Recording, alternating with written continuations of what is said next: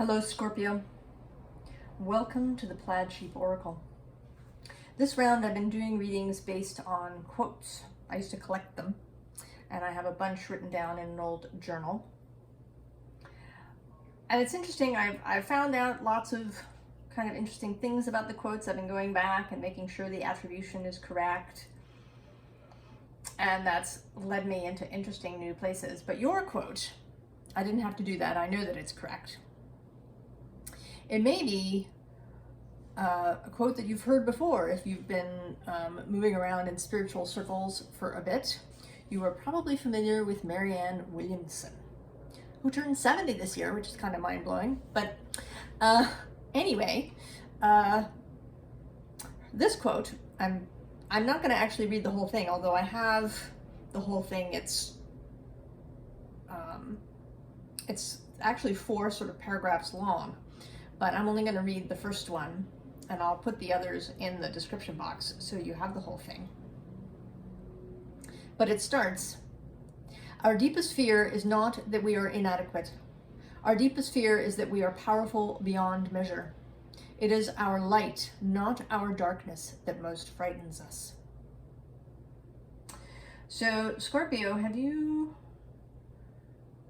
sort of been hiding your light under a bushel? Maybe downplaying your own abilities, your own skills, perhaps, if not actually isolating yourself as such, not really engaging, perhaps, with other people.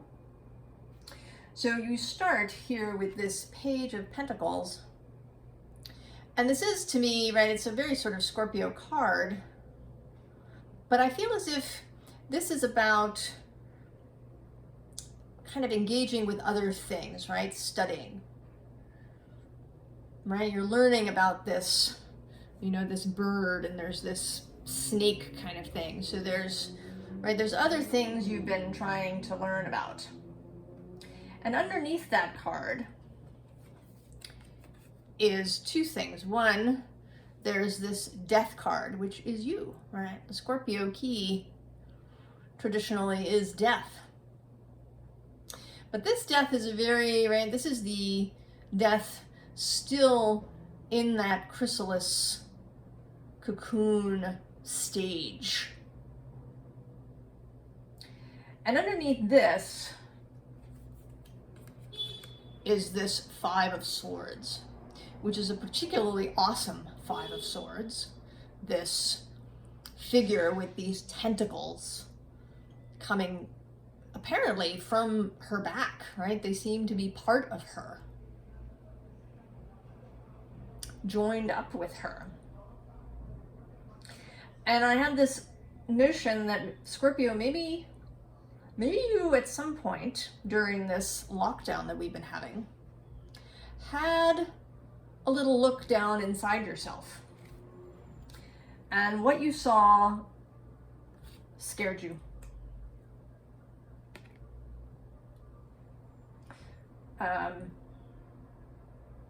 And there could be many reasons for that.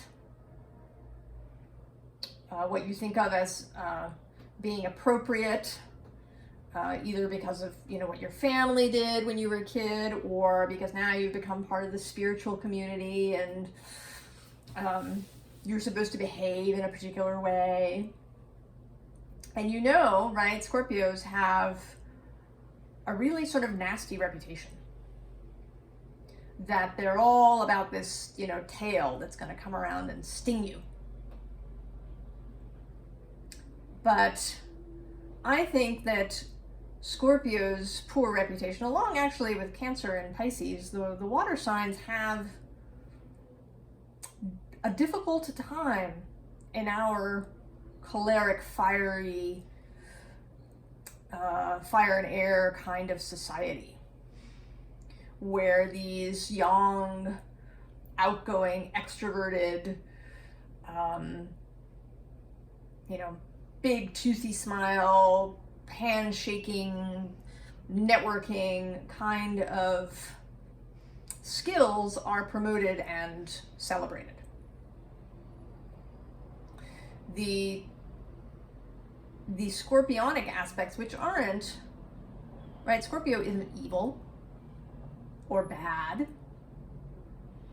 It's just a part of life and self that we generally avoid. We don't like looking at this stuff, right? Cancer with its changeable emotions, and Scorpio with this deep, introspective, merging kind of energy, and then Pisces, which is, you know, supposedly all about dreams and dissolving of borders. This is all very unfamiliar in our culture. And so I think it's not that Scorpio is difficult, it's that we just have problems with it. I feel the same, as an aside, for the idea of dignity and debility in astrology. Right? Some people will tell you that Venus, for example, in Scorpio is debilitated, right? Because she rules Taurus. So she's in her detriment. Or because she is exalted in Pisces, then she's in her fall when she's in Virgo. And I don't, right, that she's uncomfortable in those places. And I don't think that's true. I think the planets, right, these amazing energies that have been around for billions of years, are not uncomfortable in these spaces. I think it's we who are uncomfortable with how Venus presents when she's in Virgo. Her exactitude, her focus on the sacred and maintaining the sacred, on service, right? We think of Venus and the feminine as this, you know, negligee wearing, beauty loving, kind of decadent energy. And Virgo isn't, right? Virgo doesn't really, right? That's not really Virgo energy. But that doesn't mean that there isn't beauty in Virgo. Doesn't mean that there's nothing that to not value in Virgo. Doesn't mean that there's not a feminine, receptive energy to Virgo. It's just one that we're not comfortable with. So, Scorpio, if you've maybe been uncomfortable because perhaps you've just been learning about everything Scorpio supposedly means, you know, you've been spending too much time Googling. Perhaps you've been feeling uncomfortable with that and trying to suppress those parts of you to sort of be this happy snowflake thing, right? That doesn't actually have a lot of substance. I mean, it's very pretty.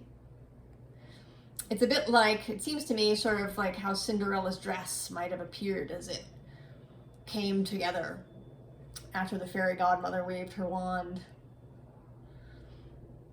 You know, very nice, very pretty. Something that everybody can enjoy.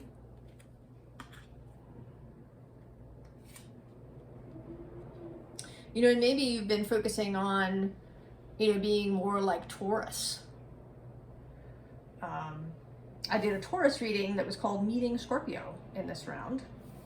And it may be that you have been reaching for Taurus in a way that Taurus was not perhaps reaching for you because of this Scorpio difficulty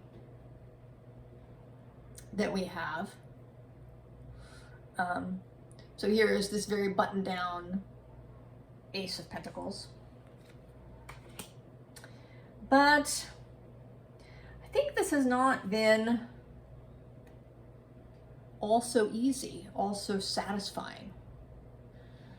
There's a kind of, right, maybe an ungrounded sense, right? You've been trying to be grounded, but because you actually haven't been seeing yourself, you feel a little bit lost, perhaps. right? This kind of empty space.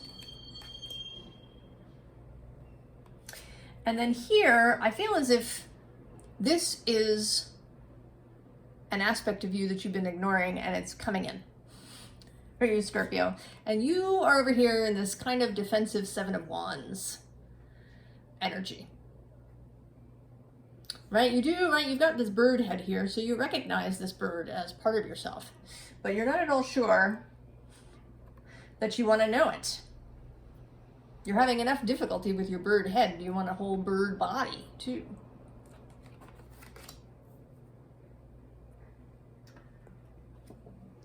So, here you are, Scorpio. Sort of putting your head in the sand, lying down, face covered. Kind of the see no evil, hear no evil energy. This anticipation, perhaps, of heartbreak. And maybe you're actually even concerned, perhaps, of breaking somebody else's heart. Right?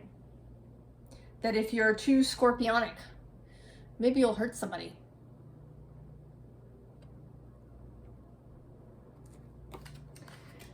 And next we have this progression. I'm going to try and hold them all up for you. We actually have 5, 6, 7, 8. So we have this kind of combative Five of Wands energy, although this card seems to me less like combat and more like some sort of game or ritual that involves, you know, sort of a faux battle. And then we move to the Six of Pentacles, where there's perhaps a reassessment going on in terms of what, you know, what it is that you want out of your pentacles, out of your life. What is it you want to harvest and share with other people? And then there's the 7, right? Choices, choices, choices. All of it kind of swirling around over your head.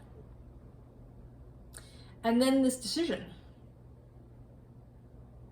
Not so much perhaps to walk away from those 8 cups so much as it is to head for this moon. And this is a waning moon, Scorpio. Hecate's bow. Yeah, Hecate is certainly something associated with Scorpio, the triple goddess, maiden, mother, and crone.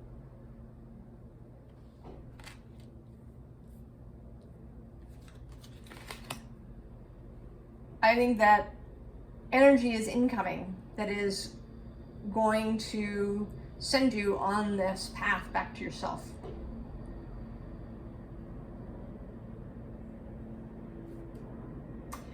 And while perhaps you've been sort of stationary, maybe you've been, you know, this messenger of fire, he's, you know, he looks fairly sort of satisfied, but he's still, right? He's not a dynamic kind of character. He is the sunlight, if you will, maybe just the dawn of the light. So moving from this kind of gentle dawn energy into this craftsman of water. Dynamic. Right? He's doing this ritual with a snake. There's these possibly building rain clouds in the distance, right? Calling forth the rain. Calling forth the clouds.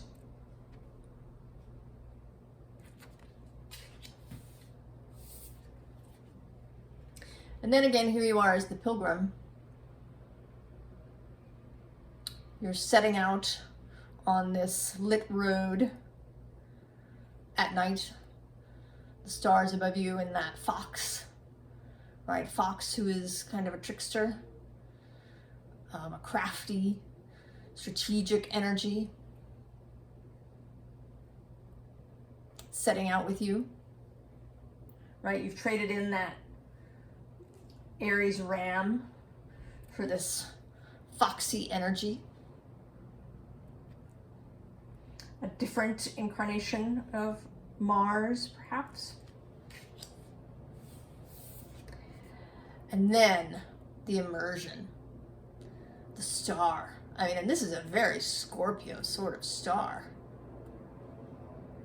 Right? The star is associated with Aquarius, but this is very Scorpio to me, and possibly also Cancer and Pisces, right? All this water that she's immersed in, and her fabulous moon horns behind her, kind of, right? I don't think they're, right? I think it's something sort of that's behind her, but it does look like she's got horns herself.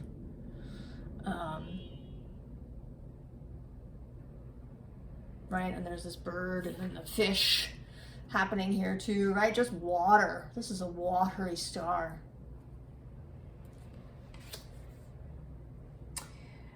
And then we have this. So this sort of echoes to me this examination that you were doing, this learning you were doing of other things. Here, I think it's yourself. The two halves of yourself, the different parts. I think you are willing now to look, and not just to look with hesitation, but to look deeply and with love into this other aspect of yourself, into a part that maybe you've been avoiding.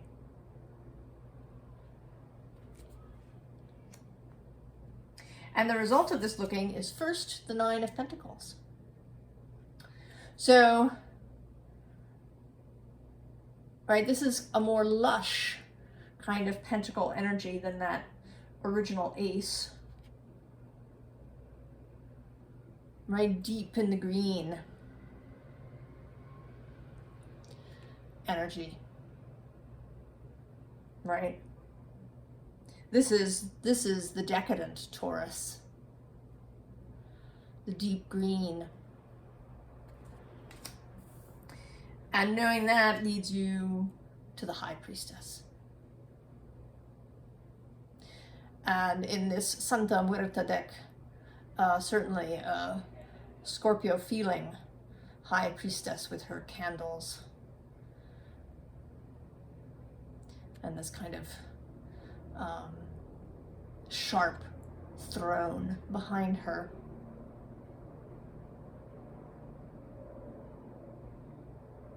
You are coming to see the possibilities of allowing your full self to be known and seen, most primarily by you, Scorpio.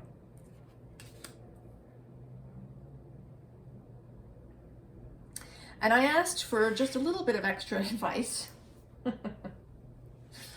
And I got a sort of a fabulous thing. It is a direct callback to the quote. So the underlying, this happy hearth energy, two people, baby and dog, sweet, gentle, totally, like, absolutely harmless, right? It's absolutely harmless. And this sun, Scorpio, this molten ball of fire and light that is, you know, illuminating these two people. And it, right, this is not necessarily safe, but it is exciting and bright and expansive.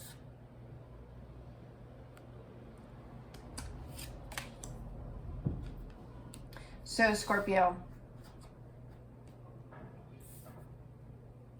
If you've been squashing yourself, avoiding what you see as your more difficult bits, I don't think you're going to be able to keep that up.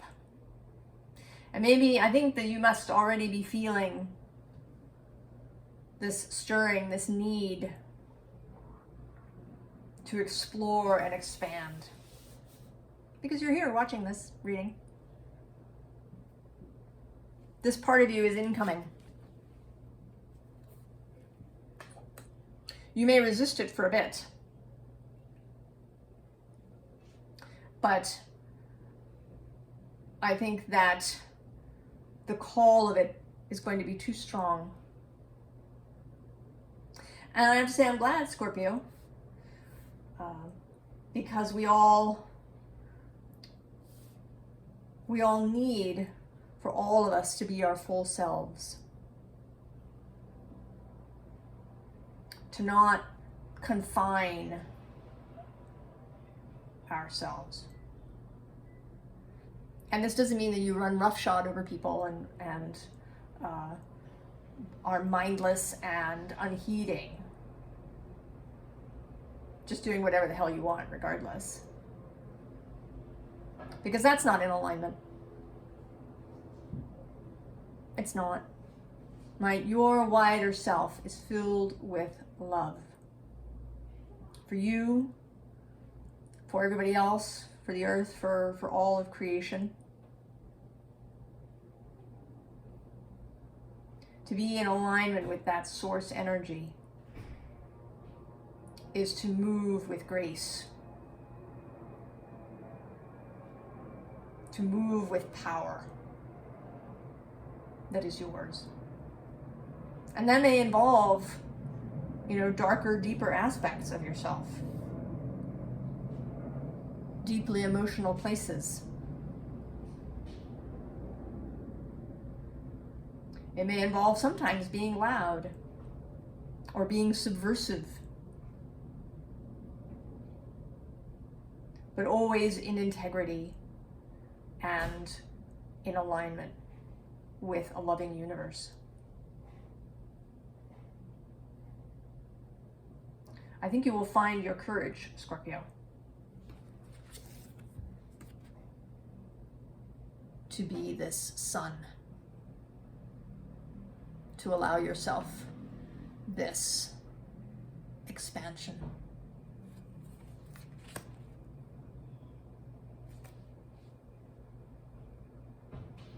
So I'm going to read that quote again to you. Our deepest fear is not that we are inadequate. Our deepest fear is that we are powerful beyond measure. It is our light, not our darkness, that most frightens us. I wish you all of the very best, Scorpio. And I hope that you really embrace this journey you're about to step out on. This road.